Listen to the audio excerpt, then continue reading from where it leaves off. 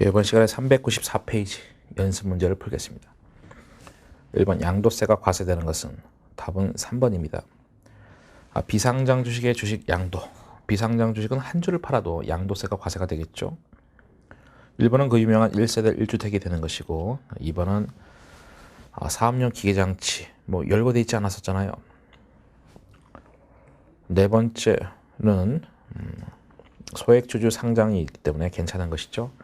우리 개미들은 상장 소액주주일 텐데 걔네들은 주식 팔았을 때 양도세 없다고 했었잖아요. 그게 4번에 대한 얘기죠. 2번 양도세 과세가 안 되는 것은 답은 1번입니다. 업무용 차량 양도. 그 처분이 이게 있겠지만은 그런 것은 열거돼 있지 않았었잖아요. 2번 대주주가 양도하는 상장 주식. 상장 주식은 대주주일 때 규제가 되는 것이죠. 양도세가 있는 것이죠. 세 번째 소액주주인데 비상장 주식이야. 비상장 주식은 한 주라도 과세된다고 했었습니다. 4번의 특정 시설물 이용권은 각종 회원권이 되겠죠. 회원권, 콘도 회원권 이런 것들, 골프장 회원권 양도했을 때. 3번 양도세 과세 대상 몇 개냐. 일단 포인트가 뭡니까? 열거가 돼 있어야 되겠고 그 다음 유상으로 파야 되겠죠. 유상으로 이전. 1번 토지 현물 출자. 현물 출자도 다 유상으로 다 유상 이전의 케이스입니다. 토지 받고 주식 주는 거잖아요. 이것도 다 유상 이전 케이스입니다. 니은 건물의 무상 이전. 무상이니까 아닌 거지. 무상이면 이제 증여세 케이스입니다. 디귿 점포를 양도했대. 임대하던 점포를 양도했다. 당연히 부동산에 관련 권리 양도했으니까 양도세 되는 거 맞고, 기억하고 디귿. 그 다음 리을은 1세대 1주택인데 고가주택 아니래. 그러면 이런 것도 과세가 되지 않죠. 그 유명한 비과세. 미음은 직전 3년도 말 현재 상장 주식의 발행 주식수가 0.5%고 시가 5억입니다. 이게 왜 나온 겁니까? 상장 소액 주주다라는 얘기잖아요. 대주주가 되려면 지분율이 1% 이상이거나 또는 시가 15억 이상이어야 되거든요. 물론 이제 양도 시기마다 다르지만. 그래서 상장 소액 주주가 주식 양도했다는 거니까 이것도 탈락이다. 비읍은 사업용 보정자산과 함께 양도하는 영업권이다. 영업권을 양도했으면 그냥 기타 소득이 되겠지만은 사업용 고정자산과 함께 양도하는 영업권은 양도소득세 쪽 개념이 됩니다. 기억, 디귿, 비읍해서 3개. 4번 문제. 양도세 틀린 거 골라봐라. 답은 3번입니다. 1번 토지, 건물, 부동산에 관한 권리는 원칙적으로 실거래가 맞고요. 실거래가에 따라서 계산한다. 맞고 두 번째.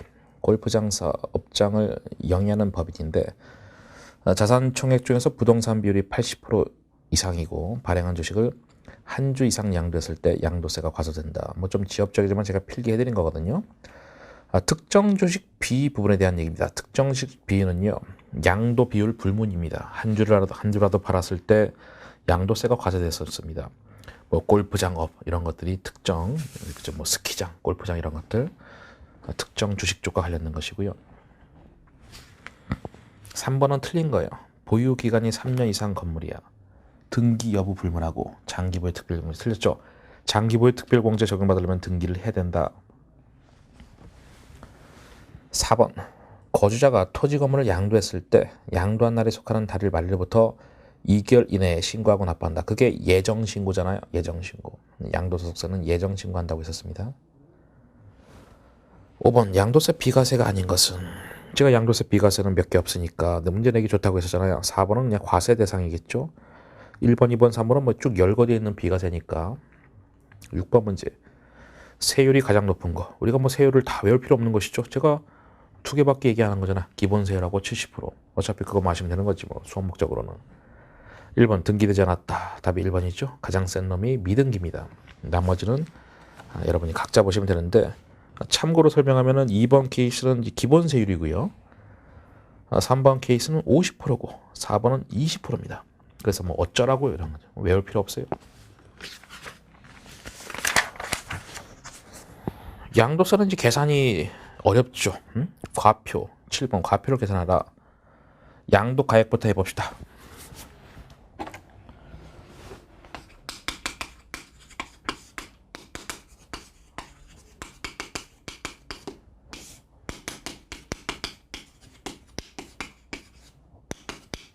장기보유 특별공제.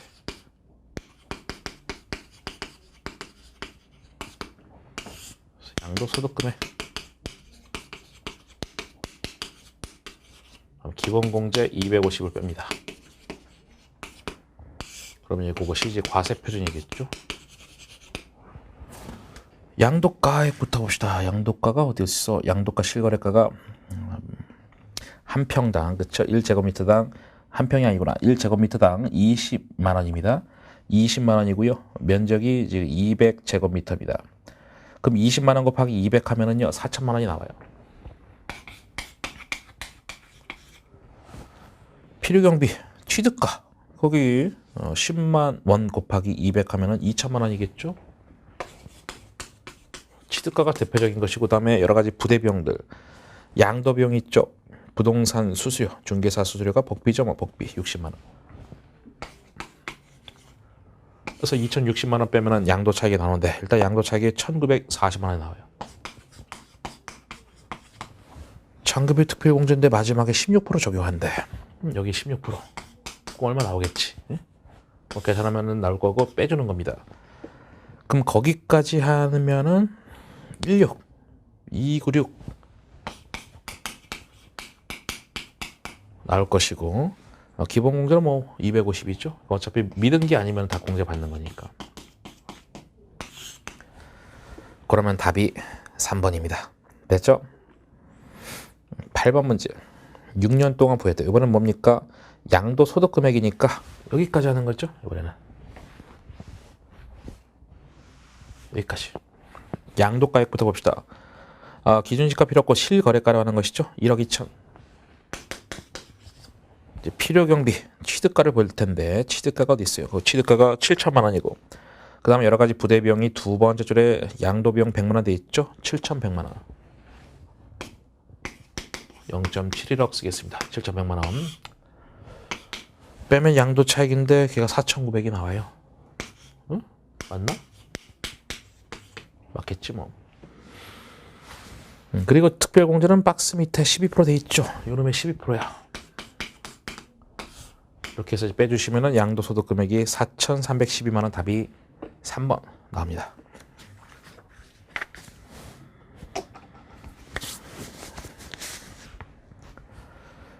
다음 페이지 신고, 납부, 결정과 징수인데요. 소득세는 1월 1일부터 12월 말까지 1과세 기간에서 5월 달에 확정 신고한다. 알고 있죠? 그 다음에 좀 유사하다라기보다는 좀 이제 신고하는 것들 그냥 쭉 열거하는 건데 뭐 중요하죠 사실은. 중간연합은 언제? 고지납부합니다. 나머지는 다 자진 신고하는 건데요. 작년 세금의 절반을 내라 이런 얘기죠. 그래서 언제? 법인세법은 8월 30일까지 되는 것인데 이건 11월 말까지. 11월 말까지. 물론 전년 세금의 절반을 단기 내는 것 중간에, 다만 그 중간이 11월 말까지고요. 법인세는 8월 31일까지다. 적어놓으세요. 그런 것도 시험에 나와요. 비교해서. 사업소득이 있는 자가 6개월 소득의 세금을 이제 미리 내는 것이다. 그렇죠? 전년 세금의 절반 내는 것이고, 하여튼 사업소득자 그것도 체크하시고. 그러니까 요 박스가 중요해요. 잘 나와요. 비교해서 내기가 좋잖아. 예정신고는 뭐라 써요? 양도소득세 개념이죠. 예정신고는 이제 자진신고 개념이고요. 이제 우리가 그 납부기한은 아까 봤죠. 양도일에 속하는 달의 말일로부터 2개월 이내고, 주식을 양도하는 자, 부동산 양도하는 자가 양도소득세 납부하는 자. 뭐 양도소득세 얘기다. 양도소득자. 그다음 사업장 현황 신고는 뭐라 돼 있냐? 다음 연도 2월 10일까지인데 면세 사업자가 총수익 금액, 매출 얘기죠. 그러니까 부가가치세 아직 안 배웠지만 부가가치세에서 이제 과세 사업자가 있고 면세 사업자가 있는데 그 면세 사업자 쪽 얘기입니다. 확정 신고는 5월달에 신고하는 거 말하는 거죠. 자진 신고고 내년도 5월 말까지고요. 소득세법상 소득이 있는 자가 하는 것이고. 그럼 정리하면 이렇게 되겠죠. 중간 연합은 누구? 사업소득자. 사업소득자. 예정 신고는 양도소득자. 양도소득세 낼 때. 그다음 부가세 면세 사업자가 사업장 현황 신고 개념이고요. 부가세 아직 안 배워서 모르겠지만 어쨌든 면세 사업자. 나머지 종합소득이 뭡니까? 그게 확정 신고죠. 됐어요. 이거 표는 잘 나와요. 중간연합 봅시다. 중간연합세액도 이제 기납부세액 중에 하나죠. 미리 낸 세금입니다. 얘는 뭡니까? 첫 줄, 두 번째 줄부터 보시면은 뭐 세 줄까지는 뭐 알고 있는 거예요. 뭐 법인세에서 배웠으니까 됐고, 네 번째 줄 봅시다. 중간연합 대상자는 종합소득 있는 거주자 중에서 사업소득자. 제가 이미 얘기했잖아요. 사업소득자가 포인트라고. 물론 중간연합기간은 1월 1일부터 6월 30일까지입니다. 박스 보시면은. 하지만은 세액 통지기간. 국세청에서 통지를 언제까지 하는 거냐? 11월 1일부터 11월 15일까지 세금 내라라고 통지서가 날라온다는 얘기고. 실제 내는 거는 그럼 11월 16일부터 11월 말까지 이제 세금 내는 겁니다. 법인세도 마찬가지로 중간연합기간은 6월 30일까지 똑같은데 납부기간이 아까 말했죠? 8월 31일까지라고. 됐어요. 다음 페이지. 토지 등 매매 차익과 자산 양도 차익의 예정 신고 납부인데 양가로 2번은 양도소득세에서 이미 공부한 겁니다. 그래서 양가로 2번은 여러분이 각자 공부하시고요. 양도소득세다라고 써보시고요. 양가로 1번은 또 뭔데? 토지 등 매매 차익. 그건 좀 안 배운 거죠. 부동산 매매업자 쪽입니다. 부동산 매매업자. 부동산을 판매하는 그런 판매업자들. 토지 등 매매 차익 세액을 매매일이 속하는 달 말일로부터 2개월이 되는 날까지 신고하고요. 납부해라라는 것이죠. 이 경우에 매매 차익이 없거나 매매 차손이 있을 때도 신고해라. 왜냐면 걔네들은 업자니까. 부동산 매매업자이기 때문에 손실 나도 신고는 해라 이런 얘기입니다. 하여튼 그 예정신고, 양가로 1번하고 양가로 2번은 예정신고인데 양도소득세랑 비슷합니다. 그렇죠? 양도소득세도 뭐 양도에 속하는 달이 말일로부터 2개월이 되는 날까지 이렇게 돼 있기 때문에 2개월이 또 하나의 포인트 단어가 되겠습니다. 사업장 현황 신고는 아까 말했죠. 사업자 중에서 면세 사업자가 대상이다. 과세 사업자는 안 내는 겁니다. 면세 사업자. 그래서 아까 핵심은 다 봤으니까 됐고요. 그 세 번째 줄 끝에 다만 사업자가 부가가치세법에 의한 예정신고하고 확정신고를 한 때 신고하지 않아도 된다. 이게 뭐냐면은 이 예정신고하고 확정신고는 과세 사업자만 하는 겁니다. 면세 사업자, 물론 부가세 아직 안 배워서 개념이 없겠지만은 면세 사업자는 예정신고, 확정신고 자체를 안 합니다. 그러니까 결국은 싸잡아서 얘기하면 뭐야? 면세 사업자가 대상자다. 이런 얘기를 이제 돌려서 얘기한 거 지금. 됐고. 과세 표준 확정 신고 봅시다. 종합소득금액, 퇴직하고 양도소득 있는 자는요. 결손금 있는 자도 포함해서 5월 말까지, 5월 1일부터 5월 말까지 신고하는데 그게 확정 신고가 되는 것이고 다만 다음의 경우는 확정 신고하지 않아도 된다. 그 문제 내기가 좋겠죠. 1번부터 뭐 7번까지가 있는데 문제 내기가 좋은 거예요. 여기 애들이 뭐예요? 확정신고 면제자들 얘기하는 겁니다. 첫 번째. 근로소득만 있어. 그러면 이제 연말정산으로 끝나잖아요. 회사 다닌 사람들 다 알죠? 뭐 10명 중에 8, 9명이 회사를 다니시고 또 심지어 그 중에서 근로소득만 있잖아요. 거의 다. 90% 이상이. 그러니까 그들은 다 알고 있어요. 연말정산으로 다 끝난다고. 5월달에 확정신고 안 한다고. 그러니까 내가 근로소득 말고 다른 소득이 있으면 다 또 5월달에 다시 한번 정산을 또 하는 겁니다. 심지어 근로소득도 다 포함해서 다시 한번 재정산 들어가는 겁니다. 아무튼 근로소득만 있다 안 한다. 퇴직소득만 있다 그럼 퇴직 시 정산하고 끝난다는 것이죠. 퇴직 시 다 연말정산 다 끝났기 때문에 하여튼 확정신고 같은 건 필요 없다. 공적연금소득만 있다. 이것도 연말정산 개념입니다. 물론 이제 이런 거는 우리가 안 배웠지만 어쨌든 걔도 연말정산으로 끝이 난다. 네 번째, 연말재산 대상이 사업소득자가 있거든요. 뭐 연말정산으로 끝난다라는 것이고요. 하여튼 봐보시면 뭐뭐만 있다 뭐 이런 느낌이 있죠. 근로소득만 있습니다. 퇴직소득만 있습니다. 공적연금소득만 있습니다. 연말정산 대상인 사업소득이 뭐 예외적으로 뭐가 있습니다만은 그런 애들. 그 다음에 6번 보시면은 6번은 뭐예요? 분리과세죠. 7번도 마찬가지고 분리과세 소득만 있다. 그럼 당연히 확정신고 필요 없는 거지. 분리과세 개념을 안다고 치면 다 이해가 될 것이고 양가로 이번에 확정신고 자진 납부. 여기는 별로 볼만한 게 없어요. 그 거주자는 두 번째 줄에 확정신고 기한까지 납부한다. 어차피 납부기한이 신고기한 똑같은 것이죠. 5월 말까지고요. 이 경우에 이미 납부한 중간연합세, 토지 등 매매 차익 등등등 이미 납부한 거는 다 빼고 내는 것이죠. 뭐 이미 낸 세금이 기납부세액인 것이고 그리고 세액을 납부할 때 납부할 세액이 1,000만 원 초과할 때는 2개월 이내 분납할 수 있다. 법인세도 마찬가지잖아요. 납부할 세액이 1,000만 원 초과되면은 분납이 되거든요. 그래서 소득세도 똑같네. 결정과 경정입니다. 소득세는 신고 납세 제도를 채택하고 있다. 법소보다 마찬가지입니다. 반대가 뭡니까? 정부 부가제도. 정부에서 세금을 딱 매겨주는 거지. 정부 부가제도고 법서부는 뭐예요? 우리가 다 신고해서 세금이 매겨지는 것이죠. 물론 우리가 신고를 했는데 잘못됐으면 나중에 또 세무조사 들어오겠지만은 일단 원칙적으로 내가 신고하면 끝난 거지. 그게 신고납세제도입니다. 그래서 납세의무는 과세 표준하고 세액의 신고에 따라서 확정된다. 됐죠? 두 줄 밑에 끝에 두 줄 밑에 중간 끝에 납세의무자가 신고를 하지 아니하거나 신고 내용에 오류, 탈루 뭐 빼놓은 게 있다 이거죠. 그런 것들이 있을 때는 정부가 납세의무를 확정하는 결정을 하거나 신고 내용을 수정하는 경정을 한다. 우리 결정하고 경정을 아주 옛날에 국세기본법 할 때 제가 용어 설명한 적이 있는데 물론 거기도 또 친절하게 나와요. 볼까요? 여기서 결정은 신고하지 아니했을 때 정부가 조사 결정하는 것이다. 그 결정이다. 정부에서 금액 정해준다는 얘기지. 경정은 뭐예요? 바르게 고친다는 얘기죠. 신고에 의해서 확정된 것을 수정하는 것이다. 그러니까 신고 납세 제도지만은 우리가 뭔가 오류가 있었어 또는 탈루가 있었어. 그러면은 세무조사 들어올 수 있다. 정부가 결정이나 경정한다는 얘기입니다.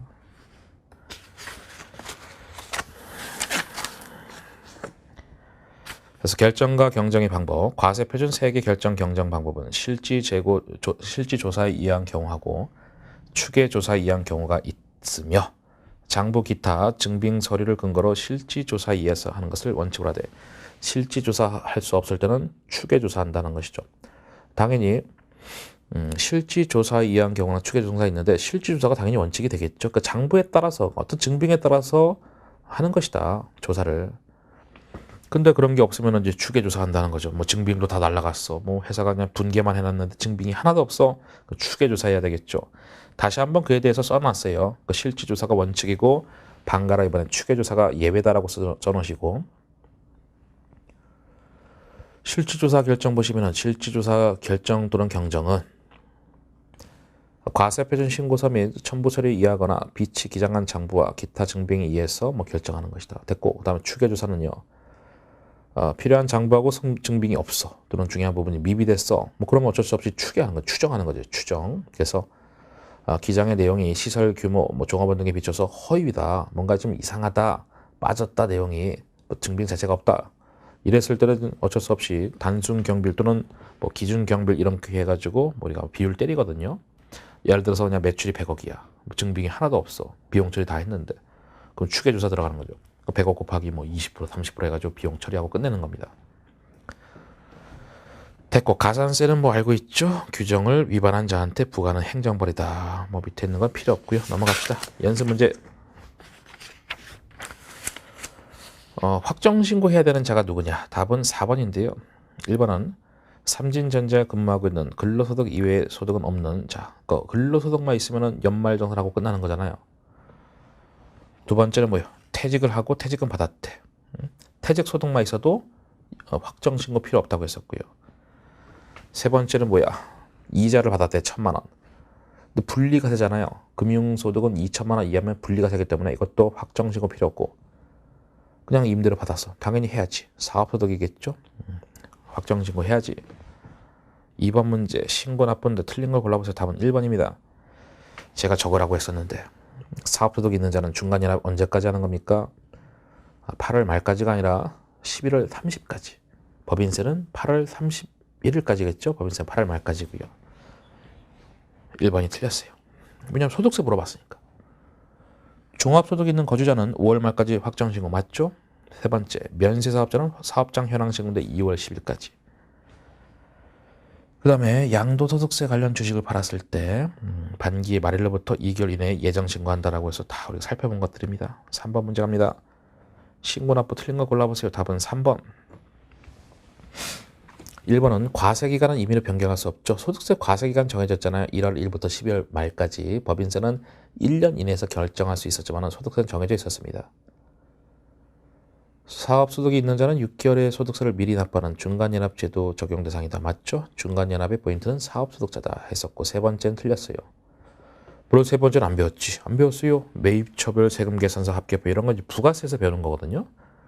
제출 안 했으니까 뭐 가산세 있겠지. 그냥 있겠지 하면 되는 거지. 답은 3번.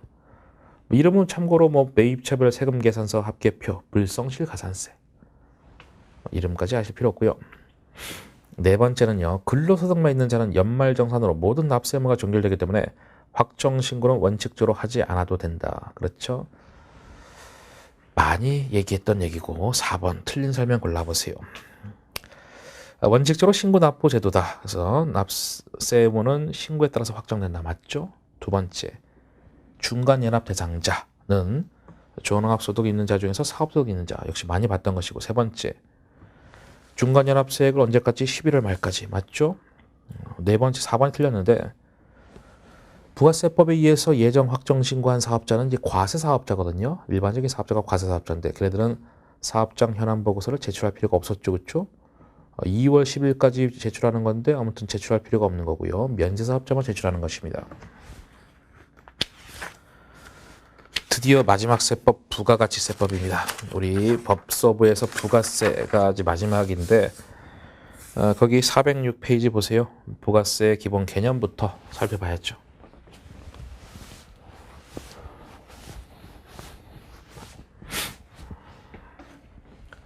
예를 들어서 부가세를 이해해야 됩니다. 먼저 A사, B사, C사, D사가 있다 칩시다. 얘가 제조업자고요. 얘들 유통업자다라고 칩시다. 유통업자고 이거 소비자. 유통업자, 뭐 이거 제조업자. 예를 들어서 300에 파는데 부가세를 또 10% 붙이죠. 우리 상식이잖아. 10%씩 붙여서 판다고. 얘 400에 파는데 부가세 10%또 붙이고, 사업자끼리도 다 붙이는 거야. 10%씩. 이거 뭘 할까? 뭐 700에 팔았다, 600에 팔았다 했을 때 먼저 첫 번째 개념이 별로 중요한 개념 아닌데, 부가가치가 뭔데? 그건 별로 중요하지 않습니다. 부가가치는 이런 거예요.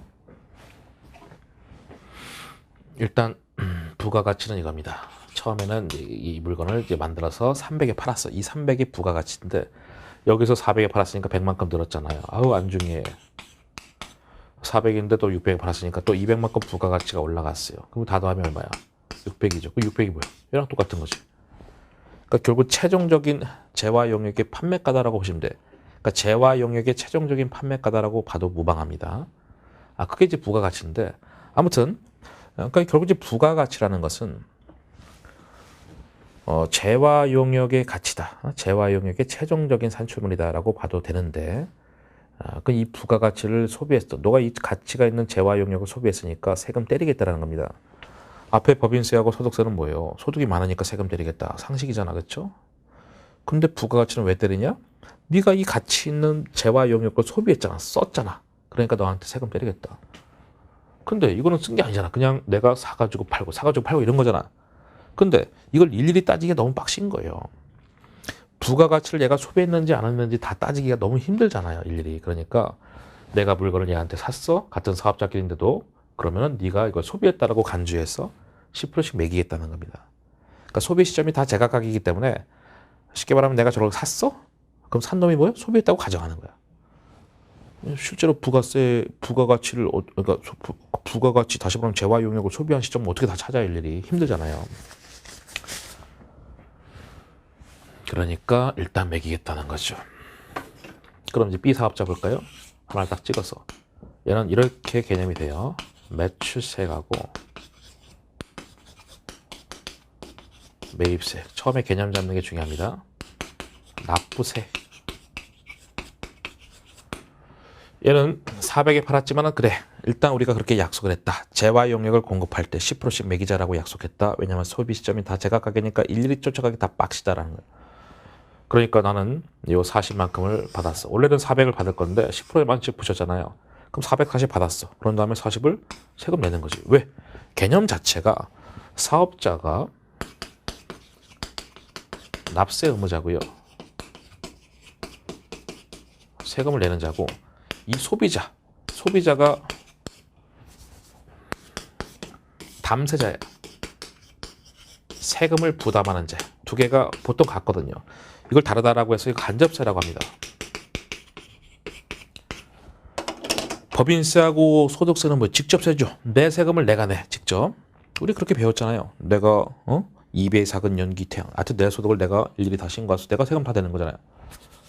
근데 부가가치는 간접세 구조예요. 왜냐면 얘네들이 일일이 다 소비자가 다 원래 부담하는 건데 실제로 우리는 피자를 2만 원 주고 안 먹고 2만 2천 원 주고 먹잖아요. 10% 붙여가지고. 그러니까 내가 부담하는 거는 다 상식적인 건데 내가 일일이 다 신고하기 너무 힘들잖아. 그러니까 숫자적으로 적은 사업자들 내가 대신 걷어서 대신 내줘라라는 그런 개념입니다. 그래서 요 간접세 구조가 그래서 등장한 거예요. 얘들이 일일이 신고 납부하기 너무 행정이 마비되기 때문에 힘들기 때문에 얘네들이 대신 심부름권 역할만 해주는 겁니다. 사업자들이. 그게 간접세 구조예요. 그럼 다시 내가 내 돈이 아닌데 받았어. 그럼 뭐야? 다시 뱉어내는 거지 국세청한테. 그 다음에 내가 부담할 게 아닌데 부담했잖아. 그럼 다시 환급이 되는 겁니다. 그러니까 매입세가 우리 환급이다라고 하거든요. 그러니까 이거는 세금 뱉어내는 것이고 이거는 돌려받는 겁니다. 그럼 세금 얼마 내? 10을 내는 거야. 1년에 4번 세금을 이렇게 내는 겁니다. 그럼 최종적으로 B는요. 얼마 부담한 거나 똑같냐면은 이제 참고로 보세요. 440 돈이 들어왔죠. 330 돈 주고 샀죠. 나중에 세금 10을 내죠. 어떻게 돼? 100이 나와. 이 100이 뭘 것 같아요? 400 빼기 300하고 동일합니다. 얘랑 동일해요. 그러니까 제가 하고 싶은 얘기가 뭐냐면은 사업자들은 이론적으로 봤을 때 부가가치가 없는 거랑 똑같다. 그러니까 얘는 완벽하게 300 주고 사서 400에 판 거랑 똑같은 거야. 실제로 분기를 했을 때도 400이 매출로 가고 300이 매출 원가로 갑니다. 그래서 요거는 그냥 내가 부담했지만 돌려받을 거고 내가 받았지만 뱉어낼 거야. 그 얘기 뭡니까? 이거 없는 거랑 똑같은 거야. 그런 구조예요. 그래서 정확하게 완벽하게 간접세 구조입니다. 그냥 심부름꾼 역할을 하는 겁니다. 그러니까 제가 사업자들 딱 놓고 강의할 때 이렇게 할 수가 있겠죠. 여러분 이제 걱정하지 마세요. 부가가치세는 여러분들이 하나도 부담하지 않습니다. 맞는 말이에요. 하지만 그분들이 저를 때리겠지. 막 돌 집어넣고 던지고 막 계란 집어던지고 하겠죠. 자기들이 다 부담한다는 얘기입니다. 왜냐면 왜 그런 얘기를 하는 거예요? 가격이라는 건 다 자기가 결정하는 거잖아. 실무적으로 봤을 때. 아니 밥값이 7,000원에다가 700원 붙여서 7,700원에 파는 게 아니라 7,000원 또는 8,000원 판 다음에 일부 세금은 내고 자기가 나머지 먹고 이런 거잖아 구조가. 아무튼 이론적으로 우리는 공부하는 거잖아요. 시험은 이론입니다. 그러니까 사업자들은 부가가치세를 한 푼도 부담하지 않는다가 맞는 문장입니다. 소비자가 100% 다 부담하는 거야. 최종적으로 부가가치가 600이라고 했었죠. 최종적인 재화 용역의 가치가 부가가치인데 요 600에 대한 10%만큼을 우린 다 부담하고 있잖아요. 얘네들은 부가가치세를 한 푼도 부담하지 않는 애들이고요. 얘가 100%다 부담합니다. 60을 고스란히 다.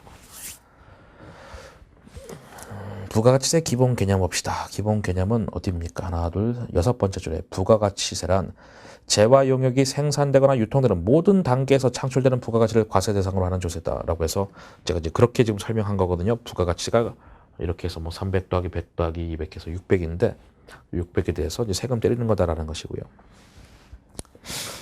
그래서 부가가치의 기본 개념 쪽에서는 시험에 나올 건 없고요. 양가로 1번 과세 대상 봅시다. 과세 대상. 부가가치세 과세 대상이란 공급하는 재화, 그다음 공급하는 용역, 수입하는 재화다. 그럼 거기다 써보세요. 그럼 이 얘기가 뭐야? 뭐 정리할 것도 없지만은 이거 재화의 공급, 용역의 공급이다. 그다음 또 재화의 수입, 용역의 수입인데 이거는 아니다라는 거죠. 요 4개 중에서 이거 빼고. 그럼 얘는 왜 뺐는데? 과세 포착이 쉽지가 않아서. 용역은 서비스잖아요. 재화는 상품 제품이다라고 하시면 되겠죠. 재화는 눈에 보이잖아. 수입을 하든 공급하든. 수입은 외국에서 수입한 거 말하는 겁니다. 용역 공급은 그래. 근데 용역을 수입했어. 과세 포착이 쉽지가 않아. 예를 들어서 외국에서 어떤 비달사손이 한국에 와서 머리를 공짜로 잘라줬다. 쉽지가 않죠. 잘랐는지 어떻게 알아? 잘 안 보입니다. 그래서 과세 포착이 쉽지 않으니까 빼 이런 얘기. 요 3개만 과세 대상이 됩니다. 됐고 407페이지. 407페이지는 이제 사업자가 공급하는 재화인데 그래서 재화하고 뭐 용역의 정의가 뭐 나올 텐데 한번 봅시다. 3번째 줄에 여기서 재화란 재산 가치가 있는 모든 유체물과 무체물을 말한다. 유체물은 뭐 형체에 있는 거지. 형체가 있는 거. 상품, 제품, 원료, 기계, 건물과 기타 모든 유형 물건이 포함이 되고, 무채물은 뭐 동력, 열, 뭐 가스 등등등 이런 것들이 권리도 있고요. 그래서 재산적 가치가 있는 유채물 이외의 모든 것들이 다 된다라는 것이고요. 재화의 범위와 관련된 주요 내용은 다음과 같다. 그러니까 재화는 형태가 없는 것들도 다 재화가 될 수 있다는 얘기입니다. 거기다 하나 써보세요. 권리의 양도는 재화의 공급이고 권리의 대여는 용역의 공급이다. 미리 하나 써놓읍시다.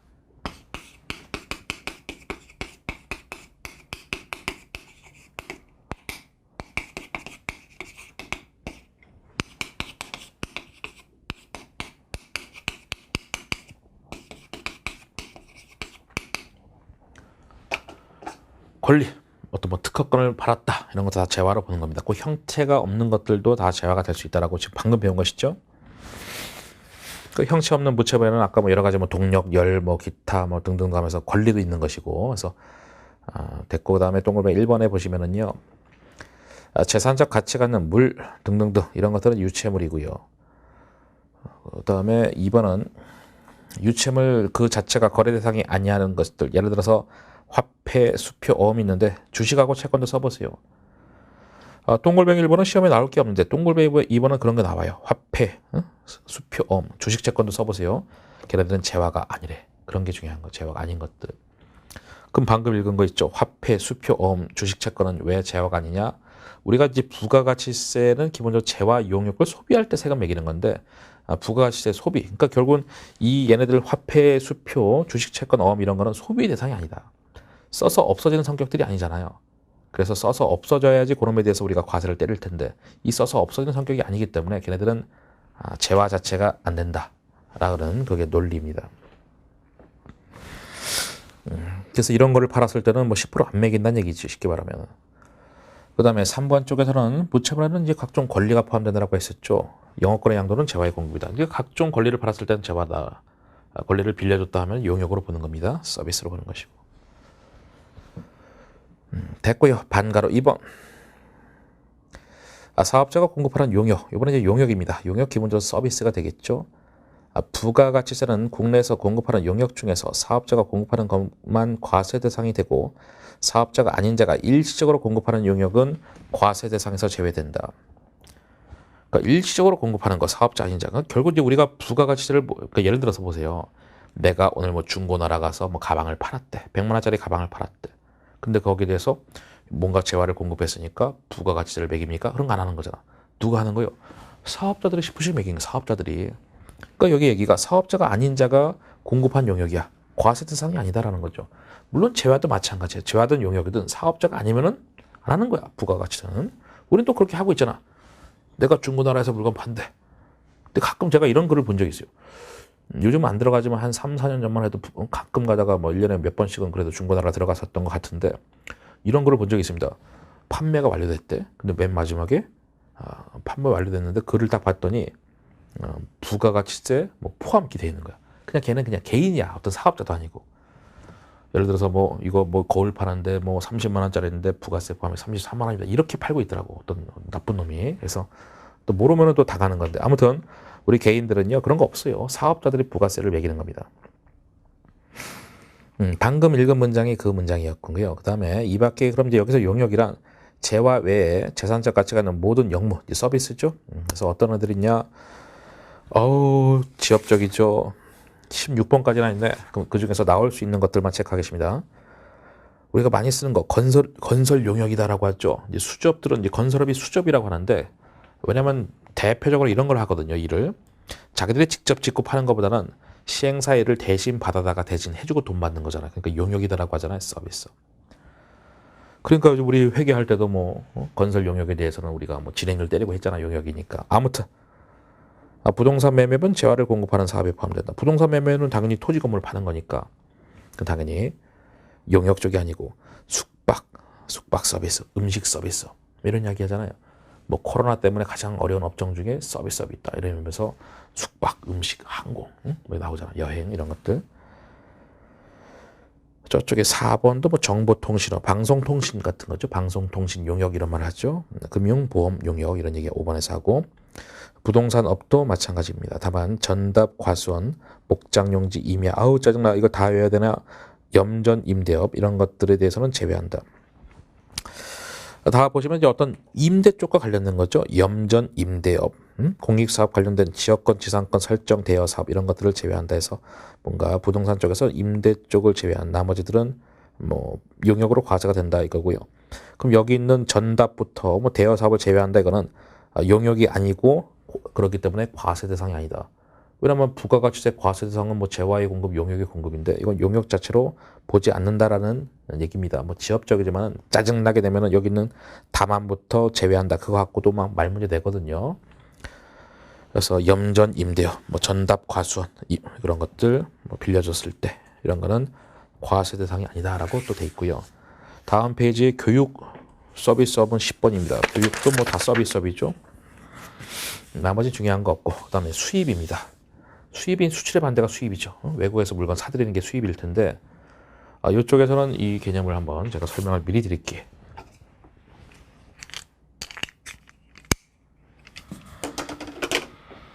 미국이 있고 한국이 있다.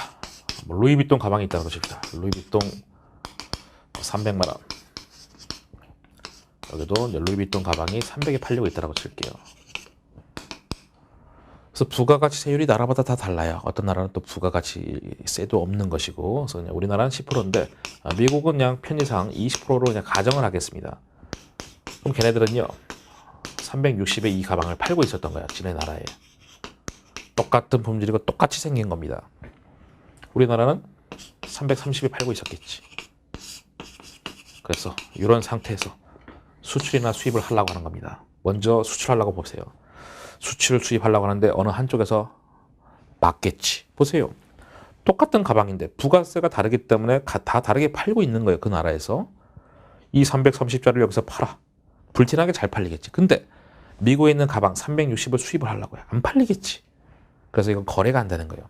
수출 수입 거래가 안 되는 거야. 그래서 안 되겠다 싶어서 짱구리 굴린 거죠. 야, 그러면은 이 부가가치세가 소비세 아니냐. 왜냐하면 재화 용역을 소비할 때 내는 세금이야. 소비세.